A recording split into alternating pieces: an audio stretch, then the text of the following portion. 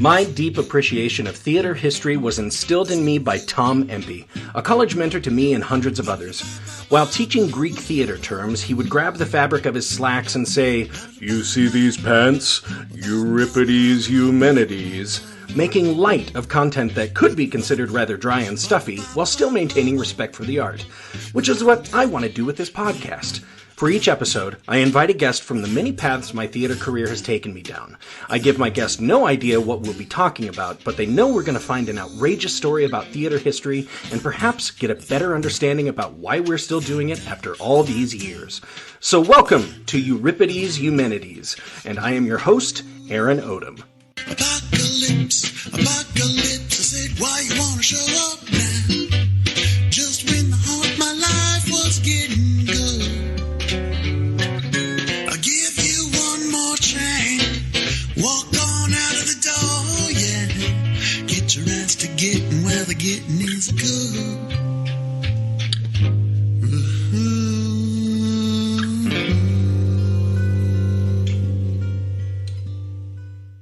Hello, all my faithful Eumenidites. This is Aaron Odom from Trident Theater in Sheridan, Wyoming, bringing you another episode of Euripides Eumenides, a theater history podcast. Welcome back, or for my new listeners, welcome for the first time. You are all most appreciated here. Speaking of new listeners, let's do this thing I like to do on episodes. Let's check the charts and see where I'm getting some new listeners.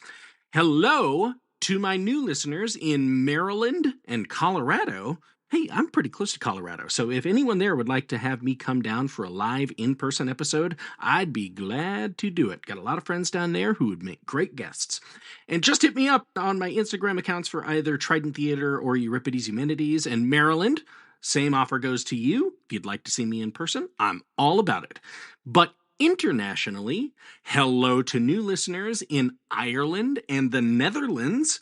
I've always wanted to see either of your lovely countries, so if you'd also like an in-person episode, let's have a conversation. But speaking of conversations, oh my Eumenidites, I've got a doozy for you today.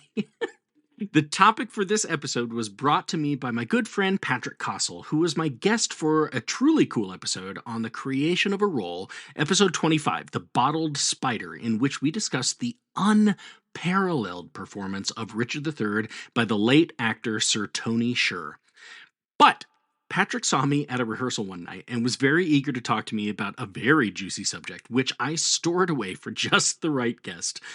My guest for this episode is a returning fan and friend of the podcast, theater educator Dustin Hebert, who has been on the show several times and someone who I love to share juicy stories with. And this episode is no different. Dustin mentions several times in this episode the Roman theater historian Horace. Quick backstory on Horace.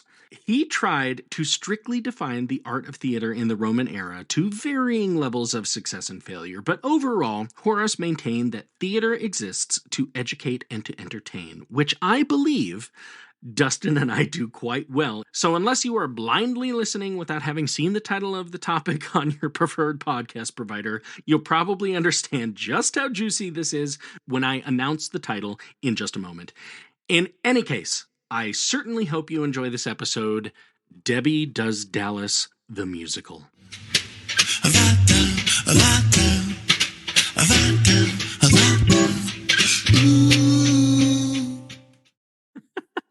So, Dustin, hey, welcome back. It's awesome to have you back here, man. Obvious big fan of the show and longtime friend of the show. Oh, absolutely. When you actually texted me about a month ago and said, I need to get on the show again. I was bored. I needed somebody to talk to. Life has no meaning anymore. I need to be relevant. But we had to work around, you're still doing high school theater, and that's very awesome. Yes. I applaud anybody who continues to do that and helping young people figure out just where they land in the theater world. But you did kind of a fun, challenging project, because every time I hear about this show, I'm like, God, that is a lot of dancing and great costumes. You just got done with Newsies, the musical. We did. We just crushed Newsies, and by crushed I mean it was 6 shows, relatively sold out. Newsies was fantastic because of our community support, but also we had started front loading a large portion of the dancing almost, let's see, it's the end of March. So almost to the day a year ago, we started doing dance classes. Dance classes. So our choreographer held dance classes on Saturdays for those students in preparation for. We knew what we were doing ahead of time, and I can front load a year ahead, so it helps. We started working dance classes at least Saturdays, and so she would teach them 1 hour to 1 hour and a half dance class every Saturday in preparation for Newsies, so the students knew the basics. What we're finding is that kids know how to sing, kids know how to act, but dance, being that it's part of a completely different curriculum, my choreographer wanted to make sure that everything was secure with their dance skills. So she front loaded a lot of dance skills, most of the basic. That's awesome. That's amazing. I love that. Well, we took care of that, and we're going to use that going forward. So we're essentially springboarding off of that front end training from here on out for probably at least our next 2 years. Newsies was fantastic, and to have anywhere from 14 to 20 kids be able to tap on stage was one of those things that's a very rare treat, and I think it worked very well for us. Well, and I would say, having taught at the high school level before and having kids go, so what's it like to try to be professional? You can tell them certain things like, okay, you're going to hear no a lot, and you're going to have to figure out what kind of type you are and understand that you are not other certain types. But, the idea of being a triple threat is a real thing. Right. Being able to have those acting chops, to be able to read in a cold reading, to be able to sing okay, but that you can watch a choreographer go, okay, here's the steps, 5, 6, 7, 8, and you follow them. That's huge. It's a different skill. It's an absolutely different skill. Whereas I'm don't laugh. I have a shirt that says single threat. I'm sorry, I laughed. I have a shirt. It says single threat. It's not acting. It's singing. And so my single threat shirt tells me that that's the great part about musical theater is you're expected to be a triple, but I'm like more of a single, but I can do double. I can do double-ish. I've been known to do a triple. If you ask, if I've got a couple of months, I can do a triple, maybe triple. That's funny. Like, I know, my certain skill set and, a lot of the technical side of theater is not in my wheelhouse. I can build a set. I can put it up. Couldn't do a thing about sound. Lighting is not great for me, but I have seen people who go, yeah, I can do that. And you're like, wow, you can't. So that's unfortunate that you said that. Anyway, my single threat status was phenomenal, but like watching these kids work and watching them dedicate themselves to hours, and I mean like Saturdays, a solid 6 hours of work. Oh, geez. A week. I mean that like really, really and truly, like 6 hours worth of work on a Saturday was a lot for them. They worked their asses off, and the show was widely received. Honestly, to take a group of kids from Wyoming and be able to do this fantastic show in a way where it wasn't just, and this was important, and I'm going to make this statement before I move forward. It wasn't just 3 or 4 kids tapping and 20 kids cheering them on. Right. It was 20 kids tapping. Oh, man. And that's what I wanted. It was important for me to not take the kids that had the skill and exemplify them and spotlight them specifically. Yeah. Right. It was important that it was a group community piece. And that's what I really wanted to do with it. Love it. So Love it. Newsies moving forward, yes, and we did a great job. Houses, people came. There were some people that were happy. That is all I remember. I remember some applause. I remember an applause, and that is about it. Well, that's awesome. I love to hear that. I love to hear that. And just, God, I'm thinking of it like the incentive for a high schooler to spend 6 hours of their weekend working on that kind of stuff. Not a lot. That is, yeah, well, no, there's none, which tells me there's dedication and love. And that's pretty awesome that you're able to foster that. It's intrinsic more than extrinsic. Right. It's not, I get paid by the hour. It's, I love this. And that's what we want to do. We want to foster that creativity. We want to foster that love of the arts. Yeah, and that's very important to me.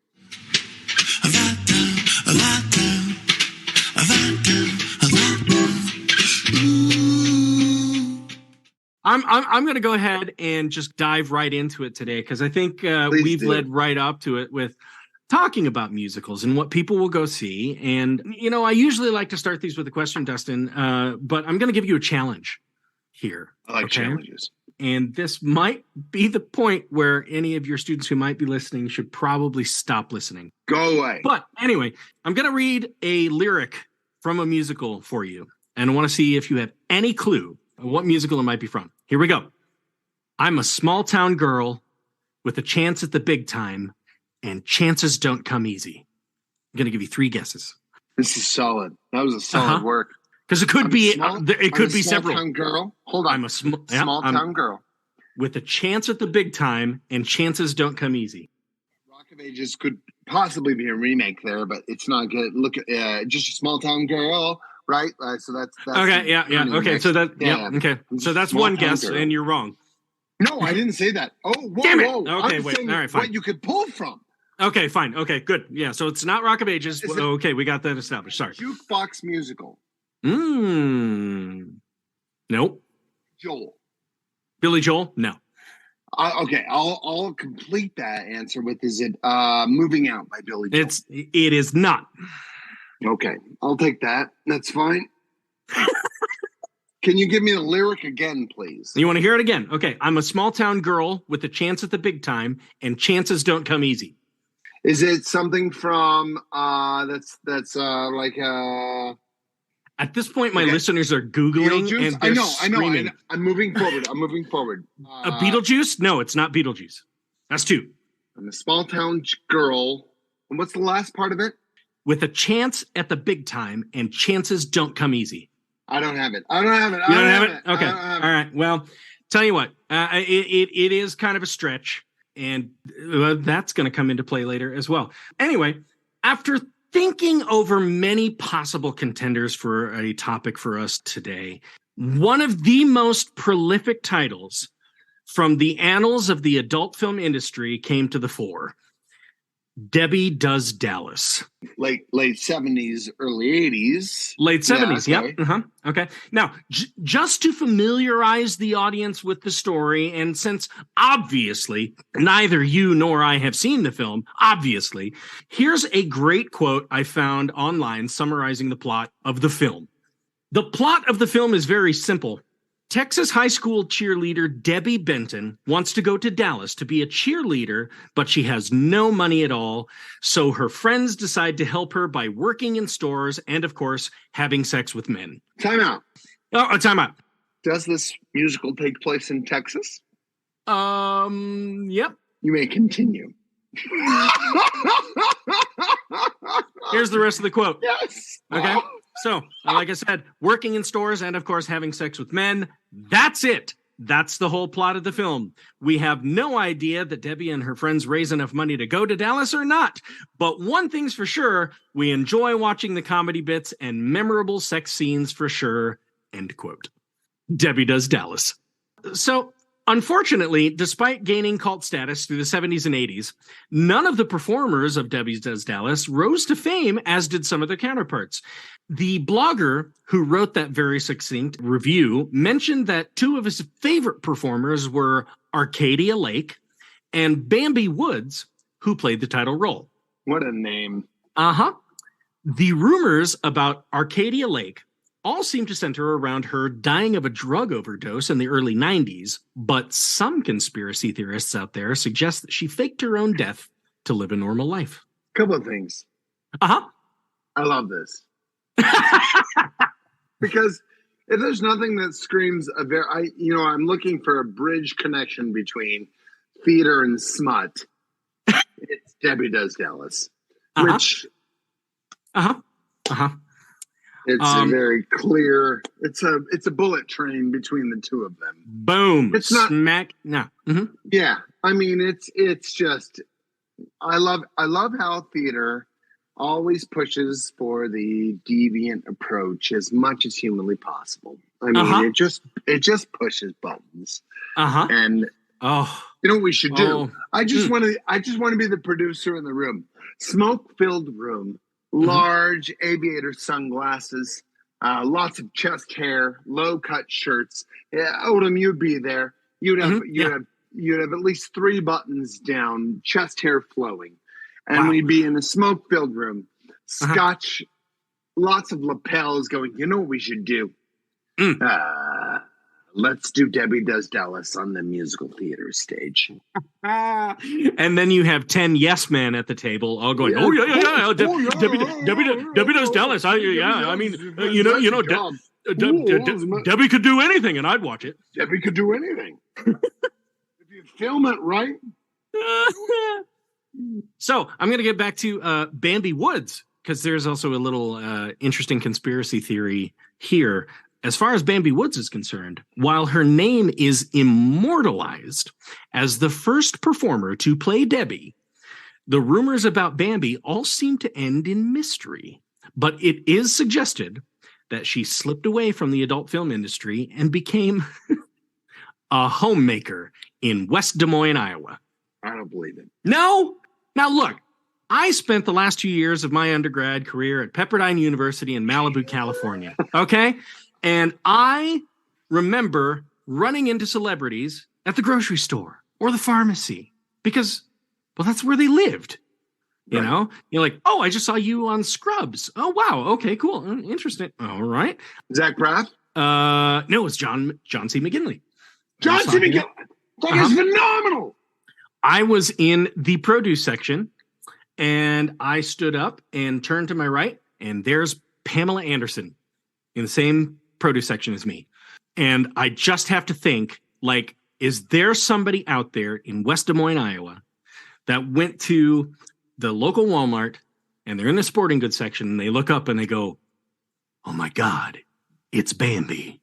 My God. In the world, we're one man. Like that. That's perfect. That's perfect. Right. I love Malibu. Oh, so please. Much. Oh God, please tell me let's make that documentary. Finding Bambi. Finding Bambi. Finding John C. McGinley and Bambi. And Bambi. Okay. So back to Debbie Does Dallas. As far as the success of the Debbie Does Dallas franchise to date, there have been at least 12 films made, and along with its predecessor Deep Throat, Debbie Does Dallas has been credited with being one of the flagship films that began what is now known as the golden age of porn. Well, I'm glad you had me on today. Clearly you brought some level of expert into this, and I'm happy to provide you with any level of information that you need at this point. Well, here, maybe you can corroborate this story, because this is great. I cannot. Well, we'll find out. From what I understand, the film did have some controversy around it as well. Can you imagine an adult film with controversy? No. Okay. You see, when the NFL organization, the Dallas Cowboys, heard about the movie and saw the promotional material of Debbie in a suggestive cheerleader costume with signature blue and silver colors and a sparkly cowboy hat, they had a problem. Dallas Cowboys. Okay. Yep. Evidently, they brought some sort of legal action when the film was presented at the Pussycat Theater in New York in the late 1970s. Was it off of 42nd and Broadway at all? Probably right around there. Apparently, it was a chain too, from what I understand. So the result of this legal action is fairly clear. While the title of the movie remained Debbie Does Dallas, the organization that Debbie is hell-bent on being a part of thereafter became known as the Texas Cowgirls, not the Dallas Cowboy Cheerleaders. So it's not necessarily referring to that auxiliary team of truly talented performers that accompanies the Dallas Cowboys at all of their home games. Totally talented. Yeah. Texas Cowgirls, completely different. Same colors, all that shit. Texas Cowgirls. Yeah. Stars. But nonetheless, the positive cult status of the Debbie Does Dallas franchise has left an undeniable mark on American culture. So, why not adapt it into a stage musical? Yeah, no, because musical theater and pornography, they go hand in hand. Well, I mean, you were on my episode, my first live in-person episode in front of an audience, in which we talked about stage nudity, and one of the plays we discussed was Oh, Calcutta. Correct. In which the people, the cast came out on stage in bathrobes and throughout the opening number just completely disrobed and were barely seen in clothing for the rest of the time. Correct. One of the longest selling shows on Broadway. One of the things I don't teach my kids about was the longest selling show on Broadway. Oh, there you go. Mr. Hebert, what is this? Oh, Calcutta? Never heard of it. Why did I just decide that all of your students are Dickensian street children? I don't know. Mr. Hebert, could I have some more Oh, Calcutta? Get out of here. Oh, this is great. In interviews, theater artist Susan L. Schwartz, yes, this was put together by a woman, who ended up fully adapting the film for stage, said that the whole thing started with something of an aloof conversation. What would it be like if we read the script of a famous porno on stage? It's going to be very shallow. Not a lot of, I want to know who the antagonist is. Like, I want an antagonist in porn. I want the guy that keeps the main character from accomplishing his goal. And I'm going to be getting into that in here in just a little bit as to why they chose this specific movie over others. Oh no, that's the thing about porn is like you're like, well, it's clearly going to happen, so you might. So there's no threat, there's no stakes, there's no fear that the main character's not going to accomplish his goal. Show me a porno twist. Show me a porno twist, M. Night Shyamalan. I want to see.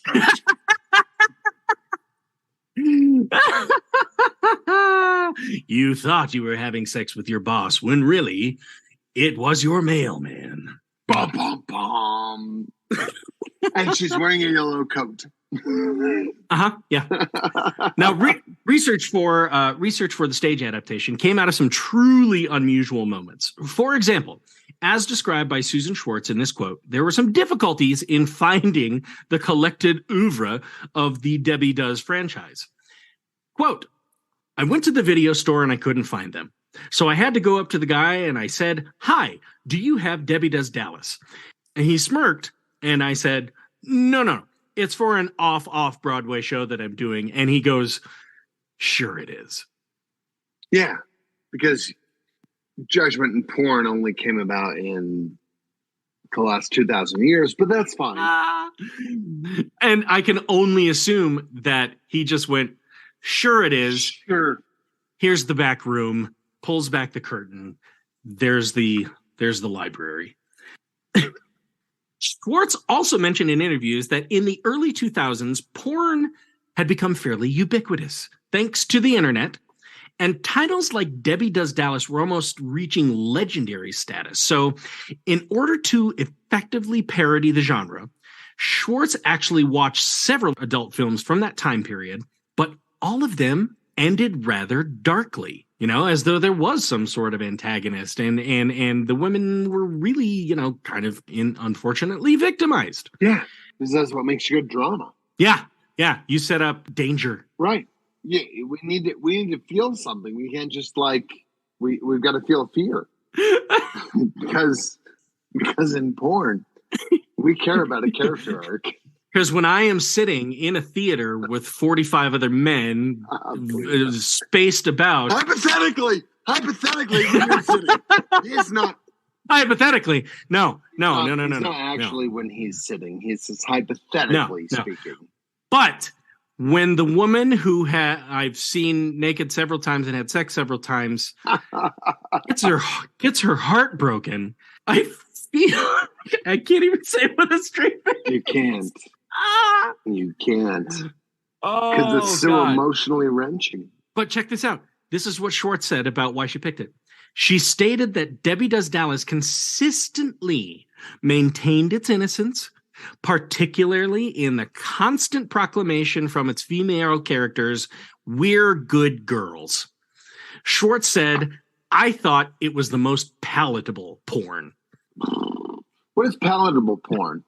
What's the difference? Well, like digestible? Is it digestible porn? Yes, it's something that isn't difficult to. Oh God. Isn't difficult to swallow. Sorry, it just came out. Have a good day, folks. I'll see you. I'll see you on the next podcast of Euripides Eumenides. I bid you good day, sir. Oh God! I bid you good day. But no, really, it was about five young girls getting jobs after school to try to help their friend get enough money to meet her goal. Sure. And it just turned out that they were all freaking perverts. Yeah. And we're okay with that. As a society, we welcome that. Evidently so. And it's compelling because we want them to win, because if they were of the upper class, it wouldn't matter. But God, this girl was not of the upper class. She was the lower class. We want them to succeed because, much like Death of a Salesman, we strive for the acclamation of the American dream. Attention must be paid. Attention must be paid. To Debbie. My kids can watch this show. Nope. Yeah. The play was finally developed as a non-musical for audiences by the fall of 2001 and presented in Manhattan's Crane Theater, Kraine, as part of the New York International Fringe Festival in August of that year. Schwartz herself played the title role. Okay. For the most part, the stage adaptation followed the plot of the original film, but took out the sex. What it replaced it with was humorous bits of stage play, suggestive blocking, that kind of stuff. For example, early on, when the cheerleaders get the idea to help Debbie by getting jobs to help her meet her financial goals, two of the cheerleaders then go into an extensive scene in which they, air quotes, help each other stretch, and a wayward custodian happens to find his way into the locker room with a broom. Okay, we're seeing a porno setup here, all right? That tracks. In real life. Okay. But the custodian soon just sweeps his way out after blushing when the girls call him by name. Yeah, that tracks. There's no way he'd turn around. There's no, because that's not what happens. There's no way he would just turn around and lock the door and go, "Girls, I am just cleaning the stalls." Well, this has been great to be here. This has been fun. Yep. Okay. I'm going to go. Oh, and check this out. Incidentally, this new stage adaptation actually ends with all the girls gathering the required money to send Debbie off to her audition for the Texas Cowgirls. Isn't that lovely? This is her goal. Yes. She does. Yes. Isn't that great? Yes. I love it. And she doesn't need to use her sexuality to accomplish anything ever again. No. Because that's not morally correct. No. And that's what theater teaches us. See, there we go. Correct. What is it you like to say to your students? You have to be carefully taught. You have to be carefully taught. Yeah. Mm-hmm. Reviews of the work were somewhat mixed. While some appreciated the frankness and satire with which the creative team approached the project, some critics thought the piece was underdeveloped in terms of plot and was just too campy. Huh. Huh. I would love to be a guy back then and goes, I'm a theater critic. I know exactly what I'm talking about. This is far too campy. And everyone else is going, no shit, buddy. Like, yeah, you just came to Debbie Does Dallas. Yeah, slow, like some guys in the back going, this guy, innovator. He knows what he's about.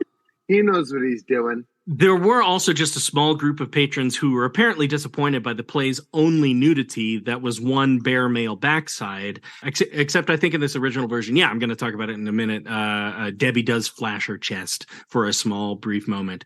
But that there was virtually none of the sex that was in the original work. They were pretty disappointed, I guess, and I'm sure there are still many blogs out there voicing their displeasure, and will do so until the internet blinks out of existence. Well, that's like if the internet collapsed on people. If you take nobody can post anything that's like negative, then the internet would just poof go away. I still just love the idea of somebody who saw Debbie Does Dallas live. Well, I don't need to go to the strip club tonight. I can go see this. It can be amazing. Yep, and to walk out disappointed. How do you? That's what's so amazing. Is that make these choices. You know what I'll do tonight? Go down to 42nd Street and Broadway, where they intersect, roughly next to Hell's Kitchen. And not a seedy part of town. Correct me if I'm wrong. What decade was this presented in? This was in 2001. Sure. I'll have my choices of The Lion King, or I believe Wicked came out at this time. But no. I'm going to go to this show. I'm going to give it a shot. I'm going to give it a shot. I'm going to see what happens, and I'm going to be disappointed.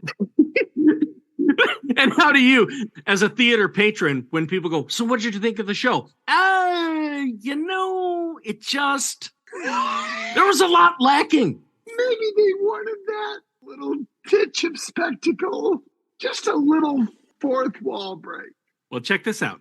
You're going to love this. Nonetheless, the work still gained attention of those who saw greater potential for the work. In 2002, the work was staged off-Broadway at the Jane Street Theater and backed by, I'm probably going to pronounce this wrong, but I'm going to just say it, the Araca Group, A-R-A-C-A, the same producers who had just recently brought Urinetown to Broadway, which became one of the more popular musicals of the 2000s.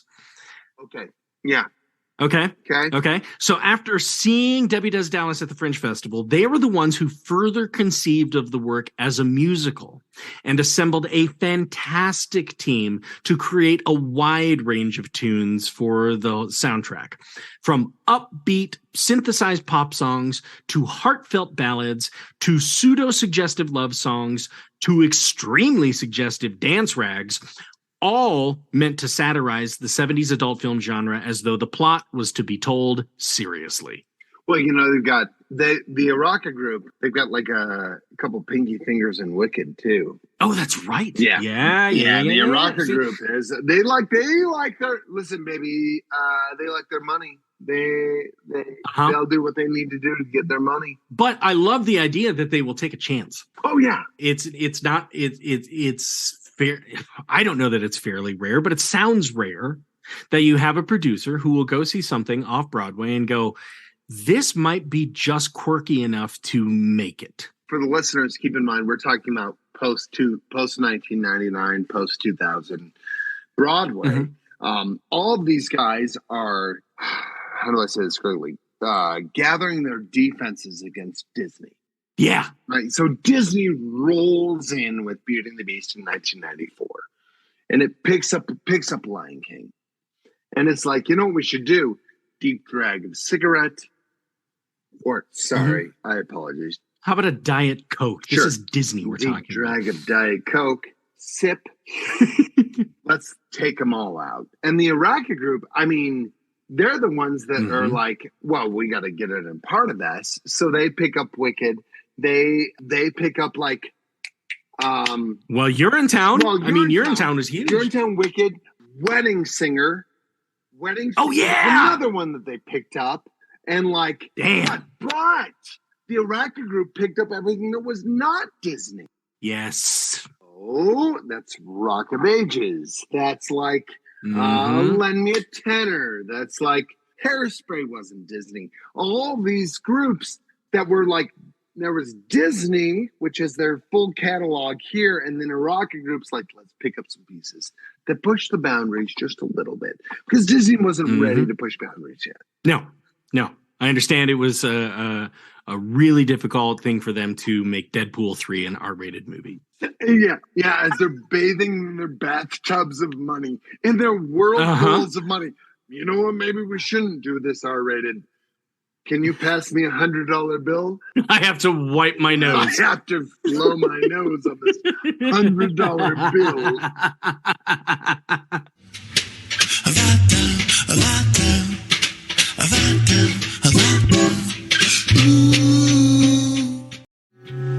Who would have thought that picking apart the origin story of a musical based on an adult film would be as fun as this has been so far?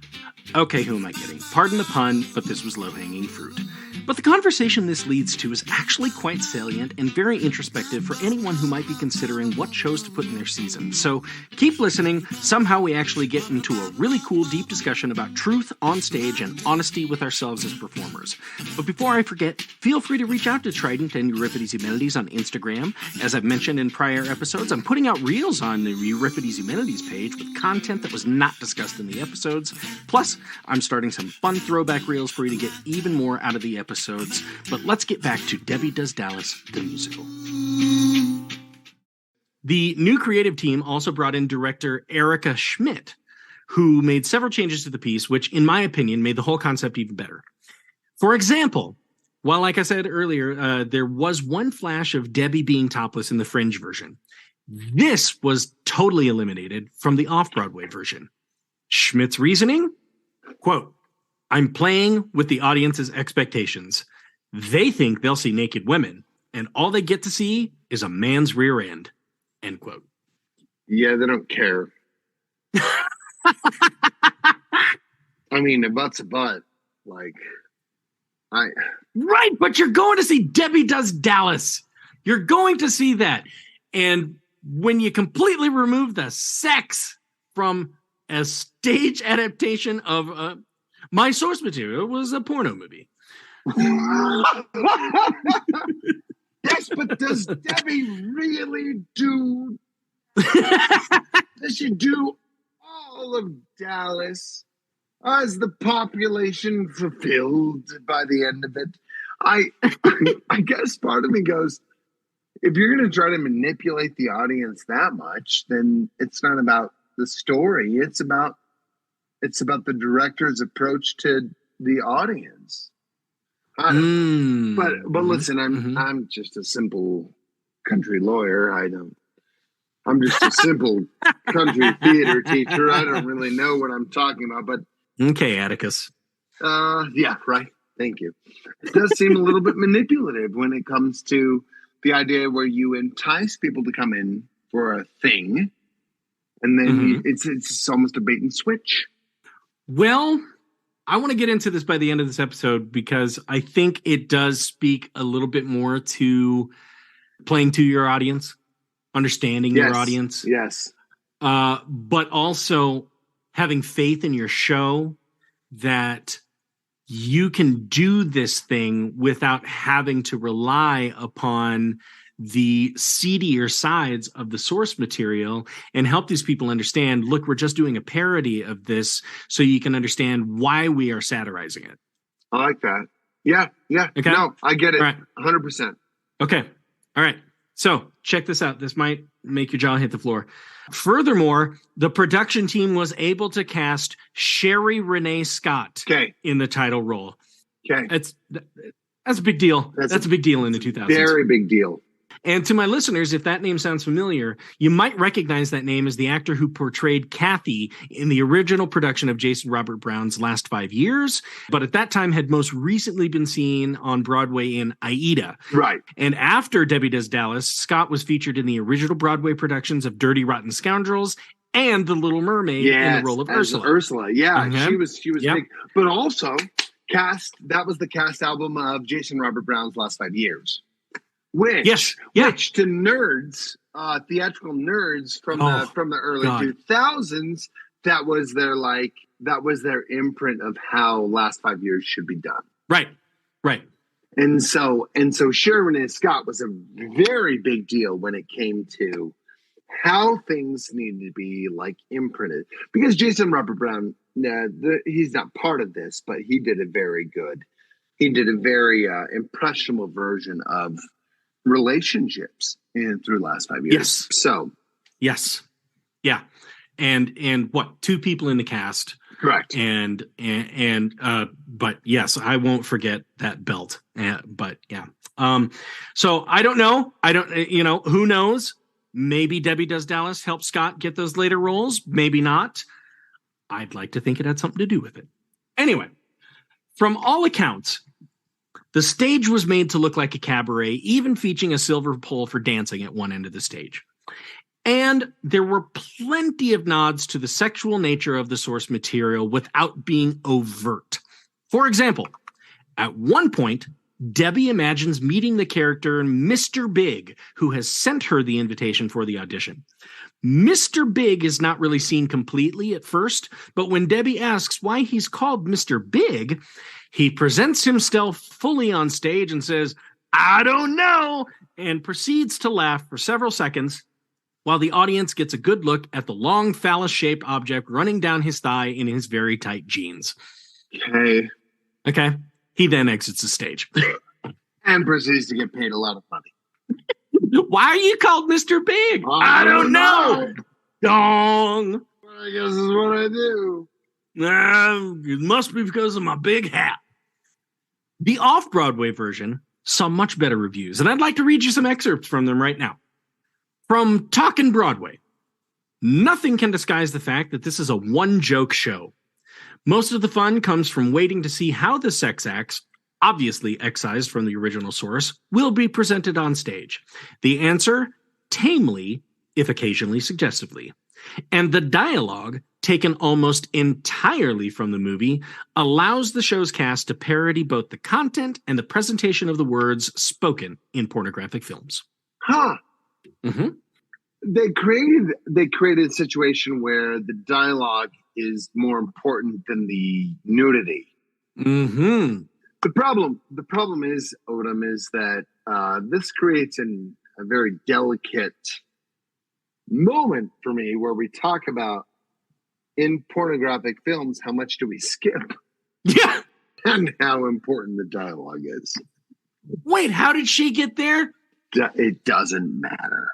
It does not matter. It doesn't matter. Wasn't that her brother in the other scene? It doesn't matter.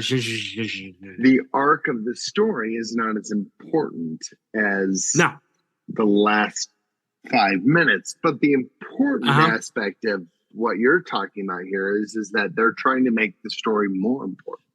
That they're trying to make a story. A story. Mm-hmm.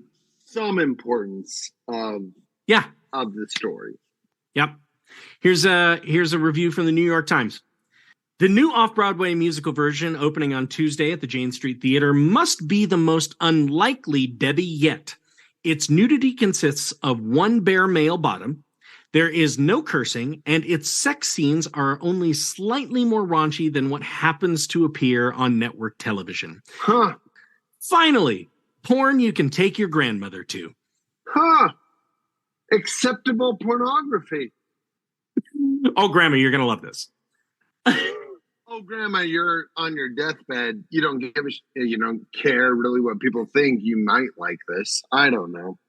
It's always one of those things where a lot of people with pornography, it depends on the social implications of it. So they're just trying to make it better for people. They're just trying to make it more acceptable for people. Well, I can also just see the scenario where, after a big family dinner, somebody is like sulking in a garage and, somebody comes in with a beer and like, "Hey man, you okay?" Like, "Yeah." "Well, what's going on, buddy? Just tell me what's going on." "Grandma won't go to a porno with me." Right. My God. if grandma won't go to a portal with you, what is this world coming to? Right? And now we have it. I just feel bad for the lack of acceptance. Look, I'll just say it, there's a beautiful art to writing theater reviews, and the New York Times has it down very well. Oh, I should have been a New York Times writer. But here's a third one. This is actually kind of interesting. It's from the Australian publication, The Age, from a review in 2005, which does kind of indicate the drawing power of Debbie Does Dallas the musical. Calling it a musical is going a bit far.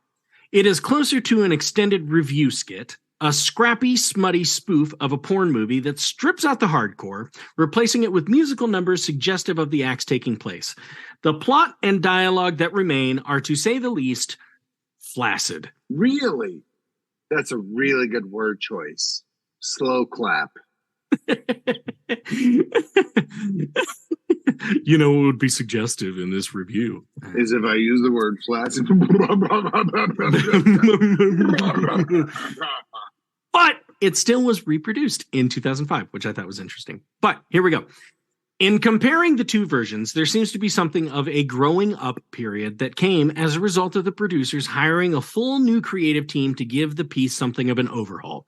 When interviewed, Susan L. Schwartz, who came up with the whole thing in the beginning, had this to say: I wasn't trying to make a statement. I was just presenting the movie. The off-Broadway production is trying to say something that I wasn't. End quote. I don't have a word for that. Like, I really don't. Yeah. I mean, like I said, it started with a conversation, but I just don't think it went to the whole, like, what are we actually trying to say here? No, it doesn't. And that's the... Uh-huh. A couple of things. One, I love that the producer was a female. Uh-huh. I think that should be valued. More than anything else, I think that should be valued. But, like, I don't know. I feel bad for her because it doesn't matter what content is in the show. If it's a bad show, it's a bad fucking show.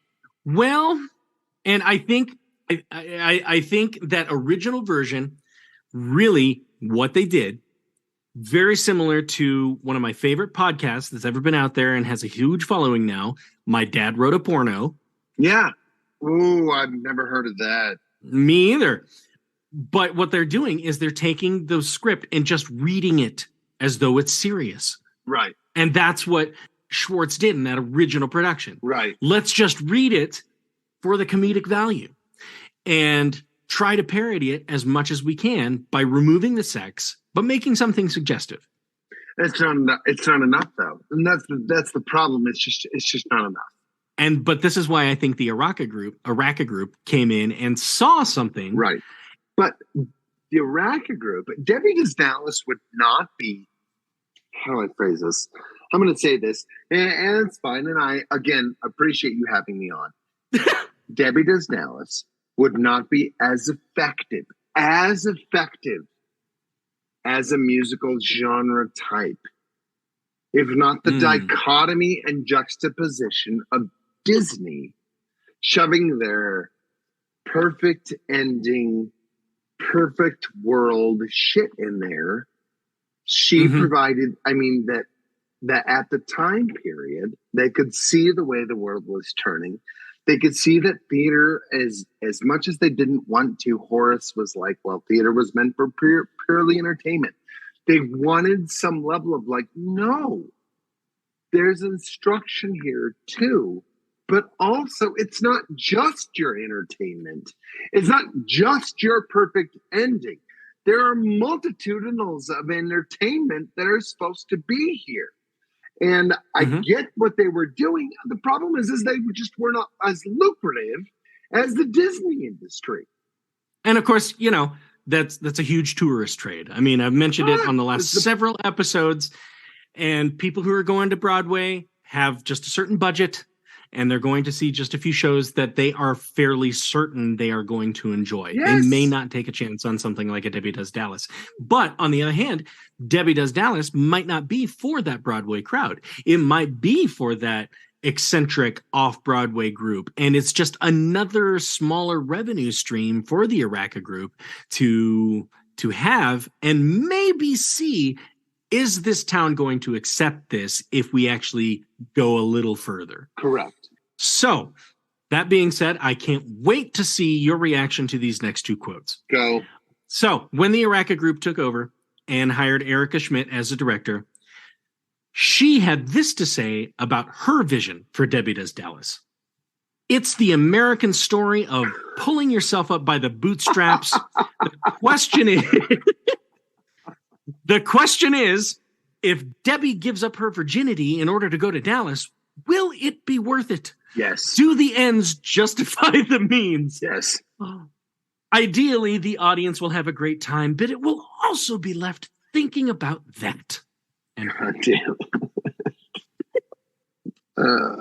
I always like it when people talk about ends justifying means, because that means that, well, it means that you've quantified the stakes. Thank you. I'm glad I almost got a spit take out of Aaron Odom. It means that you've quantified the stakes. That means that you've given a value to what you're risking, and that more importantly, that the actor knows how important it is to make this happen, and that the production company knows how important it is. So really and truly, does the ends justify the beans, as Sondheim would put it? And it's so frustrating to me, because sometimes in art, the ends don't justify the means, but it's important that it's important that they're attempted. Mm-hmm. And as contrast material, it's important that they're there. But the problem is they don't realize that, because we have to quantify everything. In the act of quantifying art, do the ends justify the means? Well, I mean, I think about like very successful parody films like The Naked Gun. Fantastic show. I cannot think that the director was saying, but what are we really saying about police relations in the modern world? But what are we saying about... I'm sorry. Oh, shit. We're saying about artificial intelligence and the automatic pilot. What are we saying about the importance of that with the airplane? What are we saying? Okay, here's one that I listen to and I go, okay, I see where you're going here. Here is a quote from Mike Rigo of the Araka Group. Okay. We looked at this as an opportunity to say something about America and compromise and dream fulfillment and sexuality. And I mean, like I was saying, like in the early 2000s, porn was everywhere. Yeah. I mean, this is when porn stars of that time started to become household names, not just for taking hush money from Donald Trump. Haha, I said it. But for, just being like, they're the video that people are watching in their quiet times. So I think there is kind of a poignant thing to say about let's go back and parody this genre that has become so ubiquitous. That's the worst. It's not the worst part, but it is a genre that needs to be established. But the problem is because it's so hot button, hot topic, people don't want to touch it. You know what I mean? Like, oh yeah. I mean, I think if it was even a little bit more mainstream, even as we're getting into the 2020s, where I mean, you've got all of these like TikTok stars and everything who just bounced and said, okay, so this is my link to here, which you can find my OnlyFans, and there we go. Maybe it was ahead of its time. Maybe it was just out of time. I don't know. It still was advertised. So you either have a balance of deviance or moral pieces. And that's the hard part, is that theater was always meant to balance those deviant and moral pieces. And Aaron, in my opinion, there's a pendulum that swings back and forth. And it's always one of those ones that is such a hard balance to make, because the in the last 120 years, that pendulum swings back and forth very quickly. Yes. And oftentimes very sporadically. If not with one year, we get one thing, and then a reaction to the thing is the next year. I feel like the problem is that because of our culture of communication, everything has become so reactionary that we create we move the pendulum faster and slower, so that something like a musical based on a pornographic film out of the 80s will come through and rear its ugly head in the 2000s. People love it, but then we need this other counter impulse to go, no, this is inappropriate. We need to find something that will be more family friendly and more family appropriate, because musicals should be family friendly and family appropriate, because theater was not ever meant to challenge. It was always meant to delight. I'm just trying to hold back my bile. That's it. Okay. Well, that's it. We're done. See you later. But no, I see where you're coming from. I see where you're coming from, and there are those people out there, and unfortunately, I think they represent more of a vocal majority. A vocal majority, not a voting majority, but a vocal majority. Who will say, "I'm sorry, but the musical theater genre is for a broader audience." Correct. And okay, all right. Let me wrap this up a bit, because you see exactly where I'm going. I don't. No, you have. Yes, you're very close. You're very close. Fun. Okay. Let me go ahead and wrap up the story here. Debbie Does Dallas has enjoyed several revivals all over the world, as suggested by the review from The Age in Australia in 2005, but never saw its way to the Great White Way. More popularly, it can be seen in smaller markets, such as community theaters or college productions. Rights for the production can be purchased from Broadway Licensing Group, and you can read the entire script online and peruse contract options at BroadwayLicensing.com. The Off-Broadway Cast recording album is available on most streaming music platforms, and for better or for worse, that is the story of Debbie Does Dallas the musical. Pretty good. However... Hold on. I think this is important to note. Broadway Licensing Group is also one of the primary foundation, it's also a conglomerate of DPS, or Dramatist Play Services, or play scripts, which also provides a majority of high schools with their licensing material. Oh my God. So they were able to pick up. They were able to pick up Debbie Does Dallas in a conglomerate sort of fashion, much like Starbucks was to acquire a variety of different coffee shops. Broadway Licensing was able to acquire DPS, play scripts, and a variety, and Broadway on Demand. So it's not like they're going to be hard hit for, well, we only do Debbie Does Dallas. We'll also do Debbie Does Dallas and Our Town. Right. Right. To give the constituents a variety of play options. Well, you were saying it. There has to be a balance. It's all a balance, dog. It's all part of the game. But here's the thing that while I was writing this and researching this, I could not stop thinking about. I think this goes into a deeper discussion on play selection and what troupes could do this show. And look, while I am an advocate for trying new things and for performers to stretch their wings, this is a piece that I would suggest requires some homework. Okay. And I don't mean go watch the porno movie because you maybe at least understand it. Okay. I think this is where I'm going to be an advocate for the necessity of table work before a show begins. Interesting. Okay. And for listeners who might not understand, this is a period at the very beginning of the rehearsal process in which the creative team and the cast and the producers, possibly the set designers, the costume designers, all sit down and they discuss the overall concept and vision of the show. And this doesn't just mean a read through and let's go. It involves some serious consideration about the source material and just what it will have to say to the audience to which it's being presented. I mean, this is something that was instilled in you and I in our education, that you have to be meeting a need in your community. You cannot just go, here's some shit, and expect them to enjoy it. Will you do me a favor? Can you say it again?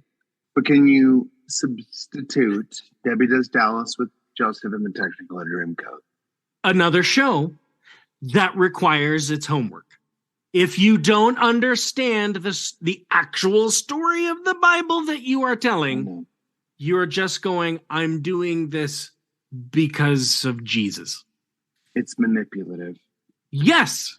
And if you don't really get it, if you don't really understand the purpose of it, then it will seem manipulative. And more importantly, it's disrespectful to your audience. The more manipulative you are to your audience, the more they feel disrespected. Yes. That's why not a single man, not a single person came out of the 1970s in those pornographic theaters on the Broadway or the 42nd Street or any of the pornographic studios in the 70s and early 80s and go, you know what? This was an amazing piece of artistic work. They came out of there ashamed. They came out of there with hoodies over their heads. They came out of there with hats on. They came out of there feeling less than. There is no difference between providing an audience with candy as providing them with pornographic material. This is going to come to some contrast and probably, but there is very little difference between providing people with pornographic material as there is providing them with newsies. The story creates the same level of endorphins. The story is not challenging. It still releases the same level of endorphins in the human brain. Right. Yes, it may be morally different than how you consider your own standards, but there is no difference. And having done musical theater that might be considered pornographic, I've done musical theater that's considered pornographic, and at the same time, I have done Joseph and the Technicolor Dreamcoat. Right. It's all candy. Yes. It's all meant for entertainment. Here I am in rehearsals of a production of Noise Is Off right now. There are some fairly lurid things. It is the play within a play is a British sex farce. Yes. But at the end of the night, fun is had by everybody, right? I also, every year, direct a Shadowcast production of the Rocky Horror Picture Show. Correct. Quite lurid. And by today's standards is almost becoming out of date in the age of consent and everything. But I still have to produce this show with an understanding that there is a fan base and they're expecting to see certain things.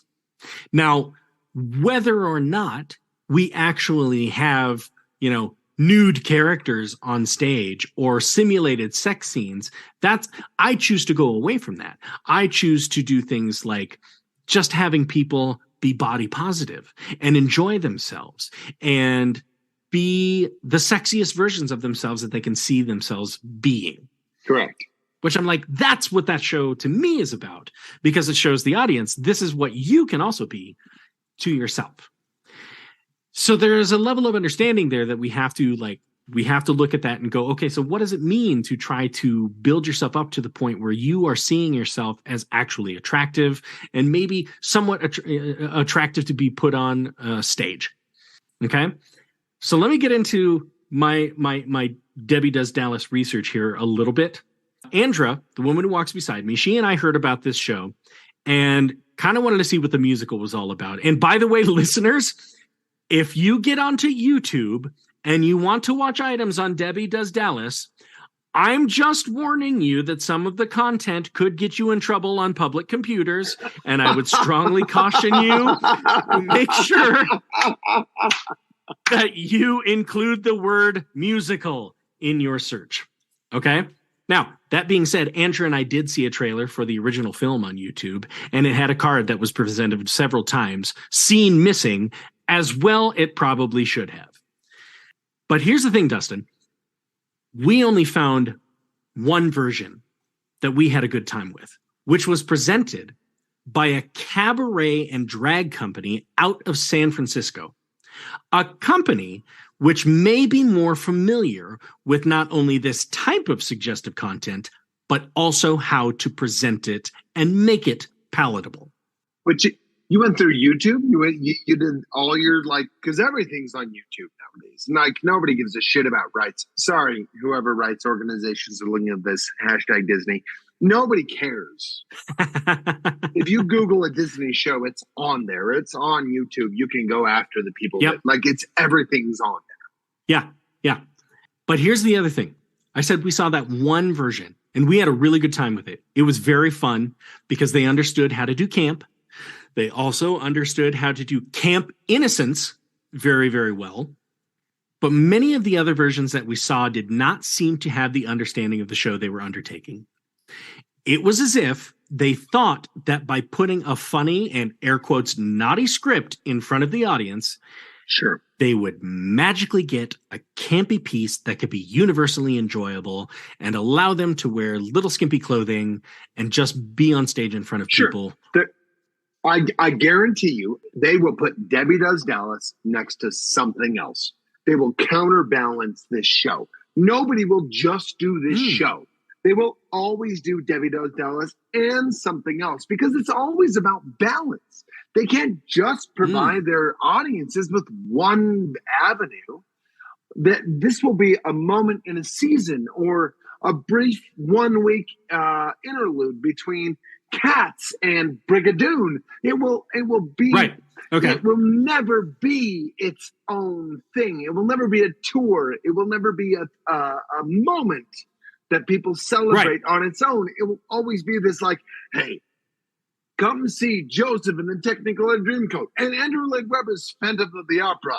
And then in the middle, you've got 1 week where we do Deep Dragon, Cigarette Puffs, Debbie Does Dallas, next to Cats. That's how you make it. That's how you make a program is by doing this inflammatory piece. And having been in the Full Monty, that's what happens. It's the Full Monty's the same thing. Nobody gives a shit about the story. Nobody gives a shit about Jerry trying to get his kid back. Nobody cares about the idea that he's like, listen, I just need a job and I want to make some money. And my main goal is to prove that I'm a father that has more than just I can work in the Rust Belt. Nobody gives a shit about that. Yeah. They just want to see the guys take their clothes off. And any musical thereafter, which involves male stripping or female stripping, that's the idea behind it. Rock of Ages also, and it's not a big surprise to me that Acosta Group picked up this show and Rock of Ages at the exact same time. They still deal. Look, I've done Rock of Ages. I get it. It's the same thing. Yep. You use sexuality in order to sell a story. It's not a big mystery. It's not somebody that's like, I'm an incredibly complex person. I know exactly what I'm doing. No, you don't. You're picking up Debbie Does Dallas, you're picking up Rock of Ages, and you're going to mix that in there with Godspell and Joseph and the Technicolor Dreamcoat, and you've got a season. That's your rep season. Okay. Right. From a business perspective, I see where you're coming from. Yeah, because you got to make money. But the problem that I'm seeing is you do have people who will pick this as their piece to be inflammatory, specifically to, flaunt whatever they want to flaunt because the show allows it. But that's not the story. That's not what the story allows. That's not about the story. I know. But that's the thing that I saw with some of these other ones where I was like, oh, you're just doing this because you want to get in a cheerleader costume in front of an audience. Correct. When really, and you're going to tell me if I'm wrong, but really and truly, this has a lot of touches on Death of a Salesman, or what we have to sacrifice in order to accomplish our American dream, what we have to give up. And I know that I'm coming back to this, but it is true, is that what we have to give up, our own sense of self, our own morality, comes with this show and with Death of a Salesman. He had to be the person that was liked by everybody, just like Debbie. Ooh. Just like Debbie. Ooh. Yeah. And I didn't know where I was going to go with this whole rant. I mean, what I was watching with some of the versions that were just not, I'm like, you're not clicking with your audience. You're not. And sure, there are some idiots out there who are hooting and hollering because they're at Debbie Does Dallas the musical, and they think that's what you're supposed to do. So the cast, that may be what they thought they got, was the attention they were looking for by, we're going to do this show that is sexually suggestive, that the sex is taken out of it, but it does allow me to be sexually suggestive on stage. But to the audience, I can almost guarantee they didn't feel the same. And that's the crazy part is that for the performer has two avenues to take. Either they take the honesty and the truth of the scene, or they take the I know what this is. And this is it's a weird moment. I'm not a professional. I'm not. I retired a long time ago. But having been there, having been in that brief moment, do I do this for honesty's sake? Do I do this for artistic sake? Or do I just do this because I know what I'm doing? Like, yeah, on Ladies' Night at Full Monty, and I'm singing about my first song, and I hear a first line that says, "Take it off." Woo! You kind of just accept what you are, which is a really weird moment to have somebody go from the audience, "Take it off." Just take it off. And you're like, okay, so no matter what happens, it doesn't matter. I'll get naked at the end of the show. I know what you're here for. And that's why you brought me on today. I think there's even... Yeah, that's exactly. I just can't get away from it, Dustin. No, actually, there's another point I want to bring up, though, and this was brought up a few episodes ago by my friend Richard Jordan, who's a very big producer. But he said, what one unfortunate thing about this whole streaming phenomenon that people get is, you get on your Spotify and you say, I like musical theater. And so it starts throwing musical theater tunes at you. You probably have students in this boat right now where they are building a portfolio of, songs or monologues or whatever. And they go, I can sing this. And it sounds a lot like the soundtrack, but they have no idea what the character arc is through the show. And see, this is exactly what I'm saying about people who are like, I'm going to do Debbie Does Dallas because it is exciting and inflammatory. I love it. For those of you that aren't seeing the video of this, I've been laughing my ass off for the last 10 seconds because I just had a senior. I had students choose, unbeknownst to me, their pieces. They presented them last year, and one girl did the color purple, and I was like, a word? Oh! I'm guessing the student was not African-American. But no? Okay. What we're talking about is having no context for the piece that you're performing. Now, band will go up there and they will play a brilliant piece by Scott Joplin, or they will play a brilliant piece by oh god, I'm gonna seem slightly racist because of this, another African-American composer, and comparatively they can play it the same. Right. Scott Joplin and some sort of other ragtime piece, which is phenomenal. Oh yeah, okay. And at the same time, you can have a choir sing an African sanctus and an a cappella version by Nine Inch Nails singing the song of Hurt, which high schoolers should not be singing, and I think you can agree with that, but that's a whole nother conversation. It's only my favorite band, and yes, I completely agree with you. Yes, I'm well aware of that. However, only in musical theater, only in theater, have this distinction of racial importance and ethnic importance when it comes to playing the part in which you are assigned as an individual and portraying the part in which you are assigned as an individual, which is a whole nother series of podcasts that I cannot wait for you to pursue when we talk about ethnic issues and heterosexuality issues and things like that within the theatrical world. But it comes down to this idea of who are you and can you connect to this? Do you have a way of connecting to this? If you don't, and in my personal Dustin Hebert, master's degree theater teacher, public opinion, if you don't have a way of tapping into this, fuck off. There you go. Don't touch it. Mm-hmm. I watched a male, sing a piece from Waitress, and he wasn't pregnant. Nope. Worried about any future problems, and he sang this piece from Waitress, and I was like, what are you doing?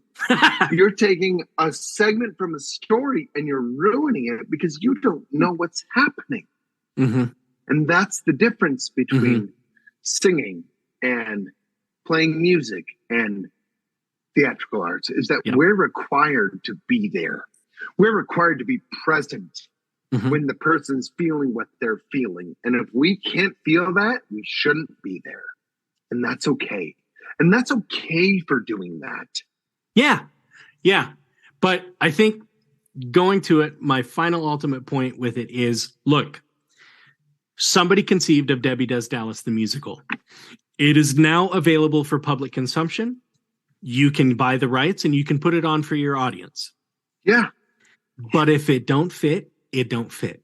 But don't do it because you want a bunch of like weird late 30s, older 40s men to sit in the front row and hope for the best. Uh-huh. Uh-huh. Because that's not going to be what you want.